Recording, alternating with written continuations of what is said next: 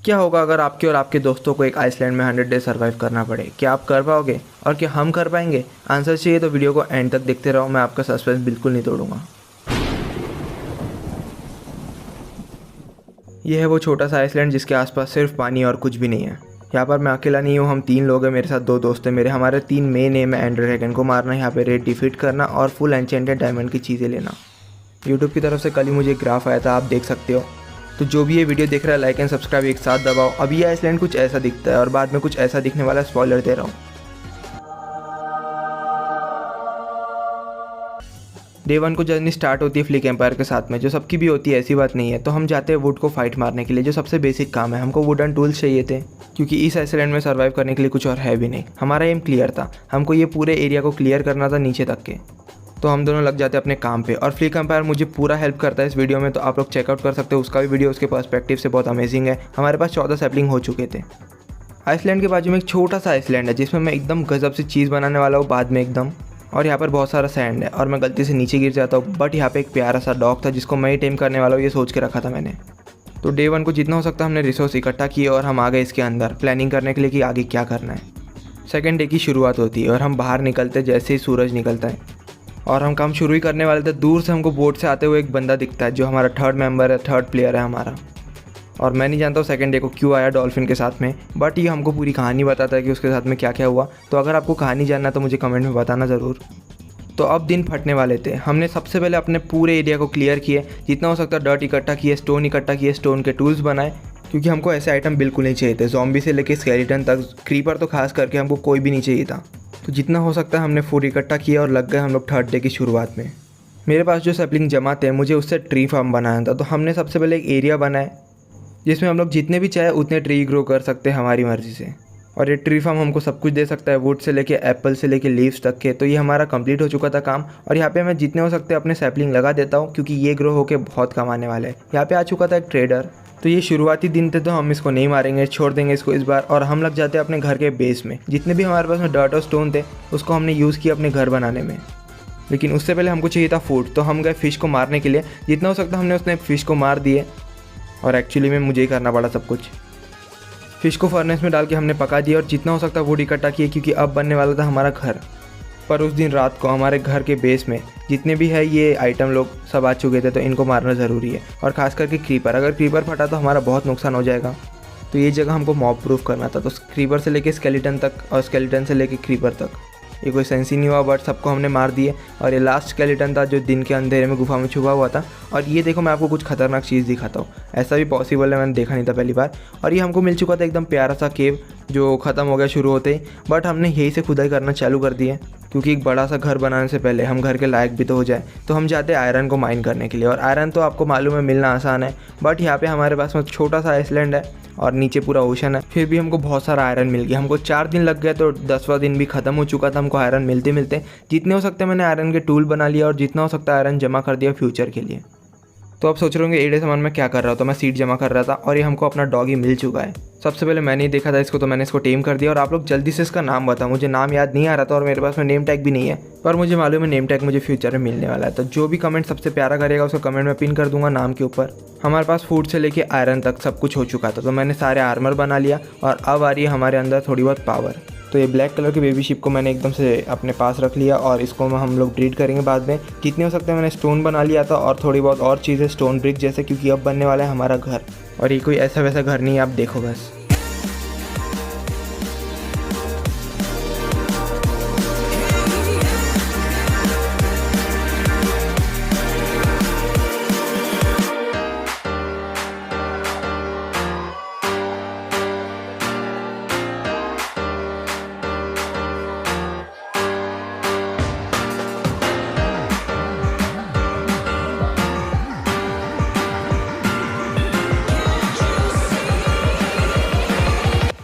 घर तो पूरा बन चुका है, बस यहाँ पे चिमनी लगाने की देरी है। यहाँ पे मैं थोड़ी सी चिमनी बना देता हूँ और पूरे घर को लगभग कंप्लीट कर दिया हूँ। अंदर से मैं थोड़े बहुत कांच लगा देता हूँ और यहाँ से डोर लगा दिया और घर कंप्लीट।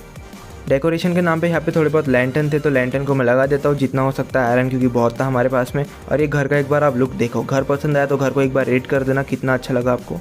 और घर तो बन चुका था, लेकिन इसके आसपास का एरिया बहुत गंदा लग रहा था। तो आसपास के एरिया को बहुत अमेजिंग बनाना है, घर से भी अच्छा। तो सबसे पहले जितना हो सकता हम सैंड इकट्ठा करते और हमको मिल चुका था शुगर केन। हमको बाहर जाने की ज़रूरत नहीं थी ढूंढने के लिए, क्योंकि हमारे आइसलैंड में थोड़ा बहुत शुगर केन था। उसी दिन रात को फ्लिक एंड मैट्रिक्स ने एक शिप को नंगा कर दिया और मैंने भी कुछ शिप को नंगा कर दिया और हमारे लिए बेड बना दिया। आखिरकार हम 20 वाले दिन में सो ही गए। अब मेरे दिमाग में एक प्लान आया कि शुगर केन फार्म बनाया जाए, क्योंकि फ्यूचर में हमको शुगर केन तो बहुत लगने वाले हैं। एन्चेंटमेंट टेबल भी तो बनाना है, तो मैं जितना हो सकता है एकदम लैंड इसको बड़ा कर देता हूँ और यहाँ पे लगा देता हूँ शुगर केन जितने हैं मेरे पास में। और एक चीज़ हम बिल्कुल नहीं भूलेंगे, हमारे ट्रीज़ को काटना। अब इसी चीज़ ने हमको सबसे ज़्यादा मदद की है, तो इसको तो काटना बनता है। जब जब हो सकता है मुझे टाइम मिला तो मैंने ट्रीज़ को काटा। और फ्लिक ने यहाँ पे बना दिया था एक रास्ता, तो मैं ये रास्ते को कंप्लीट कर देता हूँ। और ये रास्ता देखो कितना अमेजिंग लग रहा है। डे 25 को मैं नीचे जाता हूँ। अब नीचे क्यों जा रहा हूँ आप समझ गए होंगे। रेडस्टोन इकट्ठा करने, बिल्कुल भी नहीं, डायमंड इकट्ठा करने। हमको पूरे 7-8 दिन लग गए डायमंड इकट्ठा करते करते। बट डे 26 को हमको फर्स्ट टाइम डायमंड मिल चुका था, लेकिन हमको एक बार डायमंड नहीं चाहिए था, हमको बार बार डायमंड चाहिए था। तो यहाँ पे तो हमको 5 या 6 डायमंड मिले, लेकिन हम लोग आगे बढ़ते गए और हमको डायमंड मिलते गया। हम लोग 3 रास्तों में अलग अलग खोदते गए। मैट्रिक्स ने भी बहुत सारे डायमंड ढूंढा और ये डायमंड पर्सनली मुझे मिला, लेकिन मैं इसका क्रेडिट लूँगा नहीं। हम सबका डायमंड है, हम सब इक्वली शेयर करेंगे इस डायमंड को। और अभी हम लोग ओशन के नीचे है, बट मुझे लगा था ओशन के नीचे डायमंड बिल्कुल भी नहीं मिलेगा, लेकिन यहाँ पे डायमंड का भंडार था। वैसे भंडार तो नहीं था, हमने बहुत खोदे और टोटल 41 डायमंड मिले 33 वाले दिन में। तो सबको डायमंड मिलता है तो वो क्या करते, कुत्तों को तो नहीं खिलाते। तो मैंने सबसे पहले टूल बनाया जितने हो सकते हैं और आर्मर बना के रख दिया। जिसको काम आएगा, जिसको हेल्प लगेगा वो पहन लेगा इसको। मुझे लगा मुझे ये पहनने की ज़रूरत नहीं है, इसलिए मैंने इसको सेफली रख दिया और इसको मैं बाद में यूज़ करूँगा। जितना भी हमारे आसपास डर्ट था उसको हमने यूज़ किए इस तरीके से, क्योंकि यहाँ पे सैंड बहुत ज़्यादा है। और जितने शुगर केन में लगाते गया दिन ब दिन, क्योंकि वो ग्रो होते रहते हैं। और हमने अपने शिप को फ्री कर लिए, क्योंकि यहाँ पे बनने वाला एकदम प्यारा सा पैन।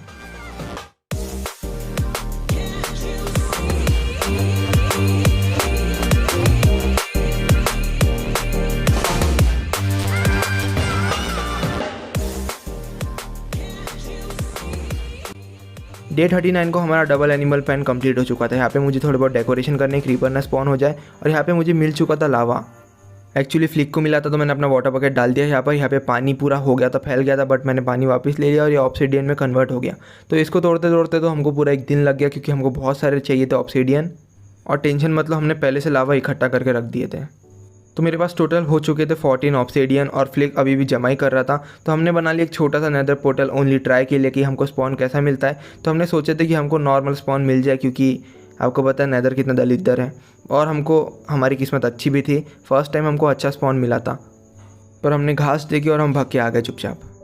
हमारा एम ये था कि हम लोग कोई भी चीज़ अच्छी बनाए, जितनी हो सकती है हम बेस्ट बनाएं। तो हम वापस इसलिए भी आए थे क्योंकि हमको नेदर पोर्टल को डेकोरेट करना था। और नेदर पोर्टल अब इतना प्यारा बनने वाला है, आप लोग सोच भी नहीं सकते।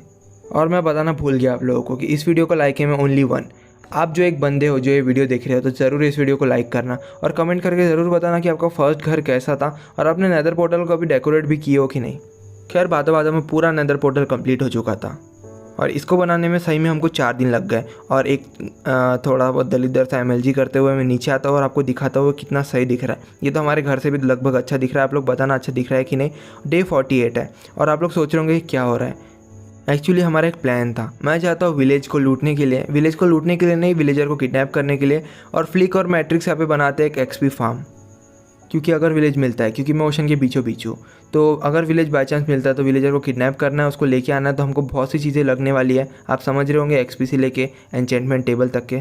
तो डे 49 को मेरी जर्नी स्टार्ट होती है। मेरा डॉकयार्ड देखो कितना OP दिख रहा है। तो हम ऐसे बोट में जाते हैं और ये बोट थोड़ी सी नशे में थी बोट। खैर ये थोड़ा कंट्रोल बहुत हार्ड है इसका। तो हम लोग ओशन के बीचों बीच में, और यहाँ पे विलेज मिलना बहुत मुश्किल है, बट हम लोग ट्राई करेंगे। इसलिए मुझे 8 दिन लग गए टोटल, और उसको लाते लाते तो यार सही में लग गई थी पूरी।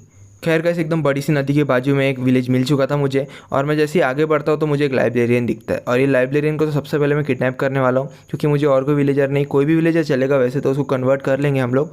तो ये लाइब्रेरियन को मैं किडनैप करना चालू कर देता हूँ, और आगे बढ़ता ही हो तो मुझे एक ड्राउन मिल जाता है, और जिसके हाथ में ट्राइडेंट था, बट इसने ट्राइडेंट ड्रॉप नहीं किया। अब क्या ये बोले, किस्मत ख़राब थी।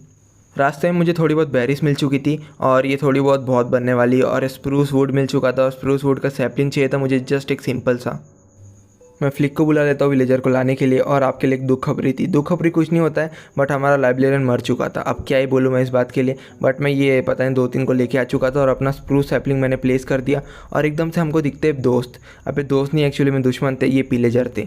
तो इनसे फाइट होती है, बट पता नहीं कौन कौन यहाँ पे हाथ मारना चालू कर देता है और ये स्पाइडर कहाँ से आ जाता है मुझे मालूम नहीं बीच बीच में, और फैंटम भी आ चुका था। अब बताओ क्या कौन कौन आ चुका था मुझे खुद नहीं मालूम, और हमारा गैंग वॉर हो चुका था इनके साथ में। बट हम लोग जीत जाते हैं, जो सिंपल सी बात है, हम ही जीतेंगे। और एक रेड होता है एकदम प्यारा सा, जो हम लोग ईजिली जीत जाते हैं।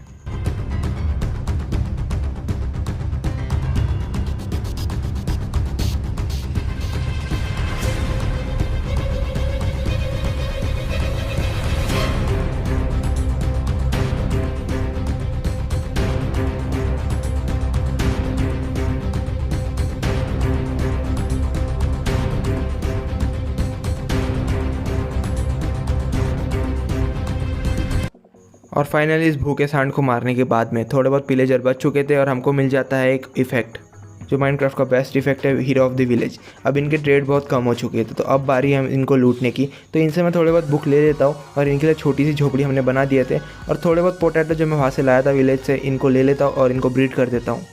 डे 60 को हमने अपना ट्री फार्म कंटिन्यू किए बनाना एकदम बड़ा, और क्योंकि हम लोग इसमें लगाने वाले थे स्प्रूस सैपलिंग, और ये दलिद्र को मारना बहुत ज़रूरी है क्योंकि ये कहीं पे भी आ जाते हैं और ये काम की चीज़ दे भी नहीं रहा था। अब मैंने अपने विलेजर को अच्छे अच्छे काम देना चालू किया। मुझे फ्लेचर चाहिए थे क्योंकि हमारे पास में वुड बहुत ज़्यादा अवेलेबल थे, और ये फ्लिक की कैट, हमको भी एक कैट ज़रूर चाहिए, तो कैट ज़रूर पालेंगे हम लोग। डे 60 को मैंने एक रैंडम ट्री बनाना चालू किया टाउन हॉल के ठीक बाजू में, और ये बहुत ओपी दिख रहा है, और वहीं पे हमको मिल चुकी थी हमारी पहली कैट। तो इसका भी नाम बताओ, नाम मुझे सही में समझ में नहीं आ रहा है, मैं आपके हिसाब से नाम रखूँगा और इसको थोड़ा बहुत डेकोरेट कर देता हूँ। देखो यार कितना ज़्यादा सही दिख रहा है। डे 61 को हमने अपना एन्चेंटिंग रूम बनाना चालू कर दिए थे, और ये बहुत ज़्यादा प्यारा हमने सोच के रखे थे कैसा बनेगा। अब हमारे पास में आ चुके थे विलेजर और एन्चेंटिंग रूम भी बन चुका था हमारा। तो अब समझ ही रहे हो हम क्या बोलने वाला हूँ मैं, और इसका लुक देखो एक बार कितना ज़्यादा मस्त दिख रहा है। इनको मारते हुए दुख हुआ, पर हमने 2 को छोड़ दिए थे, तो इनको 2 को हम बाद में ब्रीड करेंगे। और हमारी जो स्प्रूस वुड का फार्म था, इसे जितने हो सकते हमने वुड जमा कर लिए, क्योंकि अभी फ्लेचर को हम करने वाले पागल। जितने हो सकते हम स्टिक बनाने वाले इस वुड के। और ये जो 2 गरीब दिख रहे हैं ना, ये पागल होने वाले। सबसे पहले इस वाले फ्लेचर को पकड़ता हूँ मैं, और इसका लेवल 2 लेवल 3 सब कर देंगे, और ये अभी बंद कर देता अपने ट्रेड को। तो मैं दूसरे वाले को पकड़ता हूँ और इसको भी और गंदा लूटेंगे हम लोग। मिल चुके थे मुझे बहुत सारे एमरल्ड, तो दूसरे वाले लाइब्रेरियन को पकड़ते हैं और इसे थोड़ी बहुत बुक वुक लेते हैं। फेदर फॉलिंग और फ्रॉस्ट वॉकर अच्छी बुक है, तो मैं इसे ले लेता हूँ ये सब बुक। डे 67 को मैंने एक बना लिया था एन्चेंटिंग टेबल, और ये सबसे ज़्यादा काम की चीज़ है, आप लोग पता होगा आपको। तो लेवल 30 का मुझे बनाना था एन्चेंटिंग टेबल, तो इस सब को प्लेस कर देता हूँ मैं। और ये थोड़ा सा गलत बन गया मुझसे, बट ये लेवल कुछ 27-29 का था। खैर हमें अच्छे एन्चेंटमेंट मिल रहे थे, तो हमने यूज़ कर लिया। एफिशिएंसी 3 लगा दिया मैंने, जो बहुत बड़ी बात है। अब वुड फार्म तोड़ने में मज़ा आएगा। और ये लाइब्रेरियन को तो हमने चांदी कर दी, जितने हो सकते हमने इससे बुक खरीद लिए थे, और अच्छी अच्छी बुक भी दे रहा था ये, तो इसको हमने मैक्स कर दिए लगभग। और मैंने थोड़े बहुत बूट और ये सब में लगा दिया था, बो वगैरह में।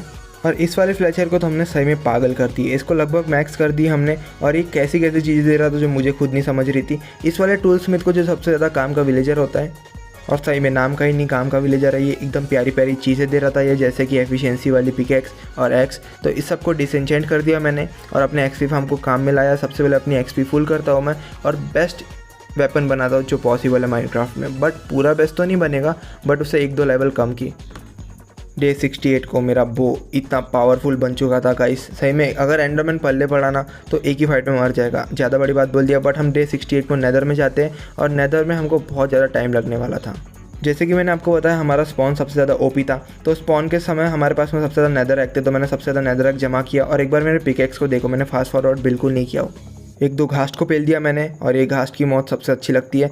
यहाँ पे मैं जंप करता हूँ, रिस्क लेता हूँ थोड़ा बहुत, बट ये रिस्क काम आया, तो 1 लाइक तो बनता है। और यहाँ पे पिगलिंग जो है, इनकी कोई औकात नहीं है, इनको सबसे ज़्यादा जल्दी पेलेंगे हम लोग।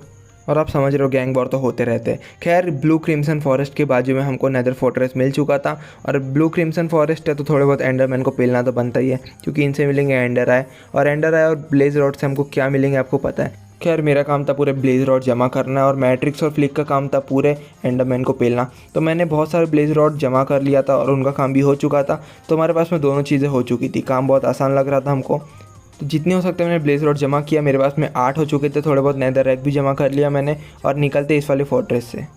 लेकिन उससे पहले मेरा बो बहुत ज़्यादा पावरफुल था, 1-2 और को पेल देता हूँ मैं, और इससे और ब्लेज रॉड मिल चुके थे। तो हम आ जाते हैं सीधा वापस, क्योंकि अब बिना टाइम वेस्ट किए हमको जाना है एंडर ड्रैगन को मारने। तो सबसे पहले हम अपने वर्ल्ड में वापस आते हैं। तो मैं बना लेता हूँ एक ब्रूइंग स्टैंड। ब्रूइंग स्टैंड बनाना आपको पता है बहुत आसान है, लेकिन उससे पहले आई ऑफ एंडर बना देता हूँ, क्योंकि वहीं से हम पहुँच पाएंगे एंड वर्ल्ड में। तो एक ब्रूइंग स्टैंड बना लेंगे। पोशंस के लिए मैं नेदर रैक भी लेके आया था बहुत सारे, और 2 गोल्डन एप्पल बना लेता हूँ ताकि काम पड़े अगर मर रहा हूँगा तो मैं। तो पूरे दिन जितने भी मेरे पास में चीज़ें थी, मैंने थोड़े बहुत पोशन ऑफ स्लो फॉलिंग बना लिया और स्ट्रेंथ पोशन बना लिया, और मैं अपना फर्स्ट एंडर आई फेंकता हूँ, गलती से 2 फेंक देता हूँ, बट वो उस तरफ डायरेक्शन करते, तो हम निकल लेते अपने काम पे। हमें एक चीज़ पता थी, हमको जाना बहुत दूर है, तो हम निकल जाते अपने काम पे और आगे बढ़ते। मैं एक और बार थ्रो करता हूँ तो आगे का डायरेक्शन आता है, मैं और एक बार थ्रो करता हूँ, आगे का डायरेक्शन आता है। तो भाई 2 दिन बीत चुके थे और अब जाके हमको मिला है अपना जगह, और मैं अपना एंडर आई फेंकता हूँ और ठीक नीचे इसके स्ट्रॉन्ग होल्ड है मुझे लगता है। तो हम इसमें खोदना चालू कर देते हैं और नीचे जैसे जाते हमको मिल जाता है अपना स्ट्रॉन्ग होल्ड, जो भाई सिंपल सी बात है, विलेज के नीचे लगभग रहता है। तो मैं थोड़ा बहुत और ढूंढता हूँ और ढूंढते रहता हूँ, क्योंकि कभी कभी मिलता भी नहीं है, बहुत मुश्किल भी होता है। तो यहाँ पे मैं ढूंढते ढूंढते पहुँच जाता हूँ स्ट्रॉन्ग होल्ड में। जैसे स्ट्रॉन्ग होल्ड में मैं पहुँचता हूँ तो मैं फ्लिक और मैट्रिक्स को भी बुला लेता हूँ, क्योंकि हमको जाना है सीधा मारना है उसको, और एंडर ड्रैगन को बिना रुके मारना है। तो जितनी भी आई ऑफ एंडर है मैं इसमें पुट कर देता हूँ। हमारे पास में थोड़ी ज़्यादा लेके रखे थे हमने, क्योंकि अब ज़्यादा लेना ही फ़ायदेमंद होता है, कभी कभी खो जाता है और ज़्यादा यूज़ हो जाता है। तो अब हम पी लेते हैं अपना स्ट्रेंथ पोशन। कोई कोई पीता है, जैसे मैं नहीं पीता हूँ, मैं बाद में पीने वाला था। हम जाते सीधा एंडर ड्रैगन को मारने के लिए। अब मुझे पता है एंडरमैन परेशान करने वाले हैं मुझे बहुत सारे, बट अब कोई प्रॉब्लम नहीं है, सह लेंगे उनको भी थोड़ा सा। तो हमको दिख चुका था एंडर ड्रैगन हमारे ठीक सामने। खैर उसको तो मारेंगे बाद में, पहले ये चीज़ें तोड़ देते इसके एंड क्रिस्टल्स। और मैंने आपको बोला था एंडरमैन हमको परेशान करने वाला है, तो देखो परेशान कर ही रहा है। तो अब दिमाग ख़राब तो होता है। खैर फायर एस्पेक्ट लगा हुआ है मेरे स्वॉर्ड में, तो इसको एक फाइट मारता हूँ और इसका फर्स्ट एंड क्रिस्टल मैं तोड़ देता हूँ, और फ्लिक वहाँ से 5-6 एंड क्रिस्टल तोड़ देता है। और मेरा एम अच्छा लग रहा था तो मैं 1-2 और तोड़ देता हूँ।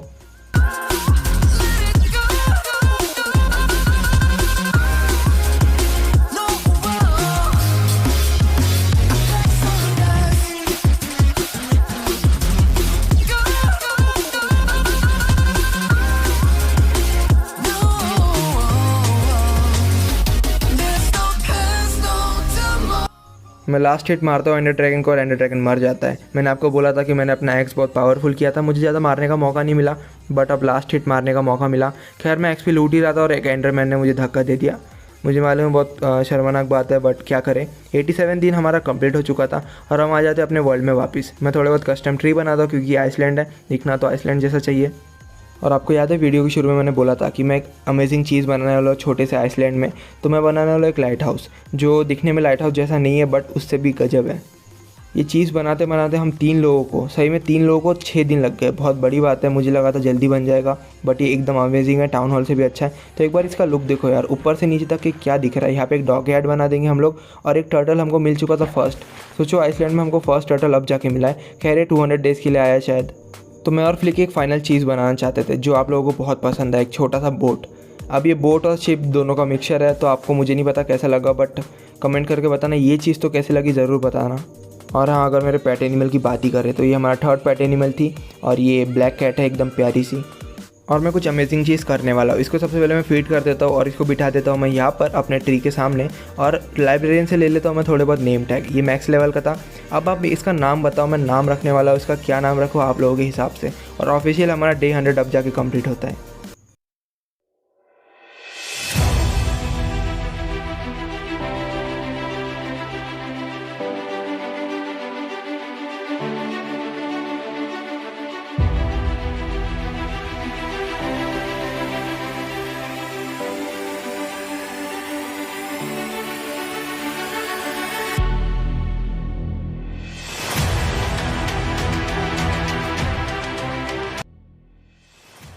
देखो गाइस, वीडियो कैसा लगा ज़रूर कमेंट करके बताना, क्योंकि इसको बनाते बनाते 30 घंटे लग गए, मतलब 30 घंटे मजाक नहीं होता है। तो एक छोटा सा कमेंट आपके लिए मेरे लिए बहुत बड़ी बात होगी। और फ्लिक कंपेयर का वीडियो ज़रूर जाके देखना उसके चैनल पे, उसके पर्सपेक्टिव से आपको देखने मिलेगा कैसे कैसे चीज़ें और बनी थी। हमसे कोई गलती हुई तो भाई समझ के माफ़ कर देना। मिलते हैं नेक्स्ट वीडियो में। Take care. 200 डेज़ बनाना है, कमेंट करके अब भी बताओ। मिलते हैं नेक्स्ट वीडियो में। जय हिंद।